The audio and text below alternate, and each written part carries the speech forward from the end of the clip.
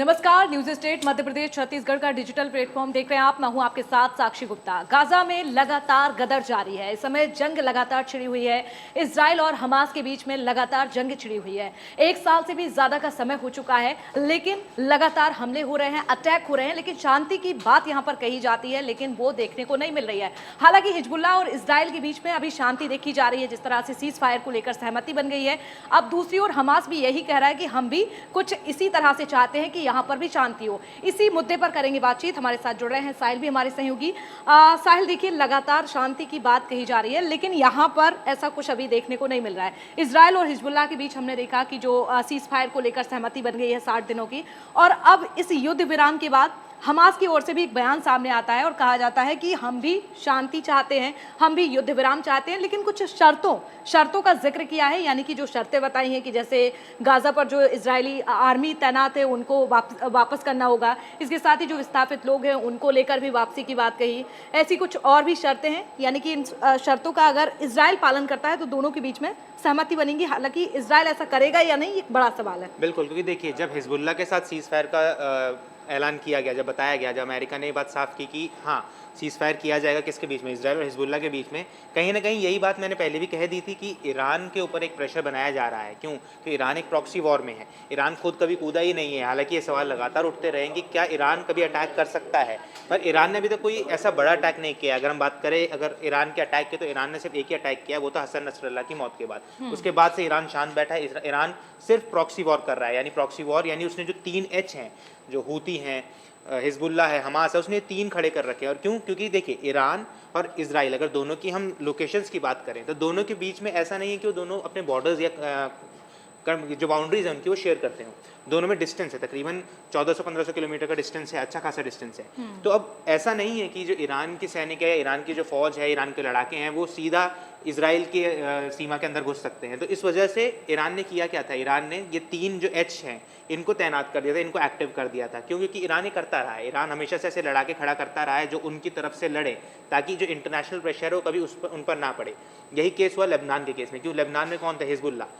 Lebanon से जब attack किए गए तो किसी ने ये नहीं कहा कि ईरान ने अटैक किया, ये कहा गया हिजबुल्लाह ने अटैक किया। मतलब ईरान पीछे से काम करता है, पर्दे के पीछे से रह के पूरा ये प्लानिंग करता है। बिल्कुल, ये पूरी प्लानिंग ईरान की हमेशा से रहती है। अब जब हिजबुल्लाह पर अटैक हुए तो हिजबुल्लाह के साथ सीज फायर हो गया। हमास ने ये बात पहले भी कही थी कि हम चाहते हैं सीज फायर कराना, मगर कहीं ना कहीं अगर हम बात करें बेंजामिन नेतन्याहू की, तो बेंजामिन नेतन्याहू ने अभी पीछे कुछ दिनों पहले ही एक बयान दिया था जहाँ पर उन्होंने बात साफ कह दी थी कि हमास में जो युद्ध चल रहा है उसमें सीज फायर हम नहीं करने वाले हैं। हमास के युद्ध को हम निर्णायक बनाने वाले हैं। तो कहीं ना कहीं वो वहाँ से इजराइल की तरफ से काफ़ी क्लियर है कि वो सीज फायर की तरफ ना ही जाएं और वो उस तरफ शायद बिल्कुल डिस्ट्रक्शन की तरफ बढ़ने वाले हैं। यानी कि इजराइल ने कसम खाई है, अगर बेंजामिन नेतन्याहू की बात करें, कि भाई हमास को खत्म करना है, और जब तक हमास खत्म नहीं होता है तब तक ये संगठन, यानी कि उनकी ये जंग जो है वो लगातार जारी रहेगी। एक बयान भी हमने देखा इस सीज फायर के बाद। देखिए प्रधानमंत्री बेंजामिन जो है वो कह रहे हैं कि गाजा में बंधक बनाए गए 101 इजरायली नागरिकों को घर वापस लाने और हमास को खत्म करने का ये संकल्प है।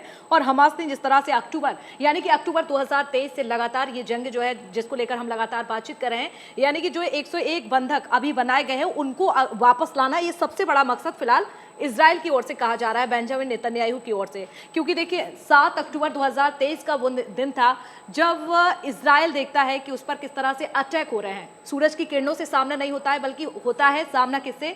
हमास जिस तरह से अटैक कर रहा था, जिस तरह से मिसाइलों से दागे जा रहे थे, रॉकेट दागे जा रहे थे, और एक के बाद एक अटैक हुए। और उस समय अटैक होते हैं जब एक सम्मेलन चलता है, और उस सम्मेलन में देखिए करीब 1200 लोगों की मौत हो जाती है, 250 लोगों को बंधक बनाकर गाजा ले जाया जा रहा है। ऐसे में कहीं ना कहीं एक वो आग जो है वो भरी हुई है इजराइल में, और उसका बदला लेना इजराइल की ओर से यही लगातार हम देख पा रहे हैं। बिल्कुल, क्योंकि इजराइल की ये हमेशा से एक पॉलिसी रही है कि वो सीधा कभी किसी पर अटैक नहीं करते हैं। इजराइल की जो लोकेशन है, इजराइल अपने पूरे दुश्मनों से घिरा हुआ है, पर इजराइल ने अभी तक किसी पर अटैक नहीं किया था।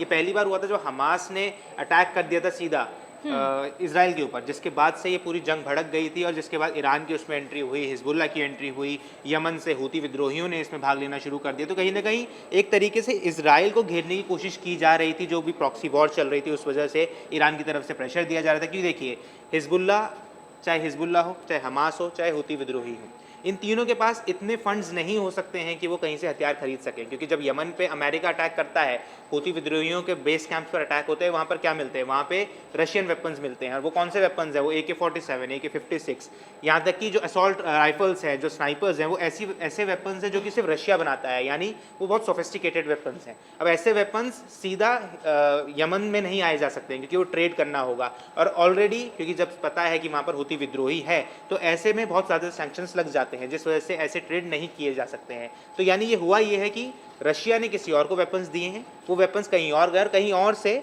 यमन पहुंचे। यानी एक जो पूरा जो पॉलिटिकल चीज़ें हैं, जो ट्रेड है, वो कहीं ना कहीं ऐसा है कि इस वॉर को हर कोई फंड करना चाह रहा है। कोई चाहता नहीं है कि मिडिल ईस्ट में शांति बनी रहे, जिस वजह से अब हिजबुल्ला को कहीं ना कहीं ये बात समझ आ गई कि अगर हिजबुल्ला ने अगर अपनी शांति कर ली है, सीज फायर कर लिया, तो ये बात हमास को अब समझ आनी शुरू हो और गई है। हमास को कहीं ना कहीं इससे टेंशन भी बढ़ गई है ज़्यादा, जब से ये हिजबुल्लाह और इजराइल के बीच में जो सीज फायर को लेकर सहमति बनी है, कहीं ना कहीं ये टेंशन भी है। क्योंकि देखिए, अब इजराइल और ज़्यादा पावर दिखाते हुए हमास पर हो सकता है कि अटैक करे। एक तरफ देखिए, जो बाइडेन आप कह रहे हैं हिजबुल्लाह और इजराइल के बीच में जो सहमति बनी है, उसके बाद उन्होंने कहा कि भाई हम हमास और इजराइल दोनों से बातचीत करेंगे। हालांकि उनके अपने बयान सामने आ रहे हैं, लेकिन देखना होगा कि बेंजामिन नेतन्याहू यहाँ पर क्या आप कदम उठाते हैं, उनकी ओर से किस तरह की ये प्लानिंग देखने को मिलेगी। देखिए, बेंजामिन नेतन्याहू ने जो ये पूरा प्लान बनाया है हिजबुल्ला के साथ सीज फायर करना, सबसे पहला इसको मैं मास्टर स्ट्रोक ही बोलूंगा। हिजबुल्ला के साथ सीज फायर किया, क्यों?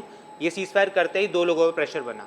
हूती विद्रोहियों पर एक अटैक चल रहा है, उनको हम अभी अलग रखते हैं। दो जिन पर प्रेशर बना, पहला हमास, दूसरा ईरान। ठीक है, हमास ने कह दिया हम सीज फायर चाहते हैं, और ईरान को सीधी धमकी दे दी गई है कि अगर आप अटैक करते हैं, उसके बाद हम सीधा न्यूक्लियर अटैक करेंगे। क्यों? क्योंकि इजराइल वही देश है जिसने अभी अभी अपनी न्यूक्लियर डॉक्ट्रिन चेंज कर दी।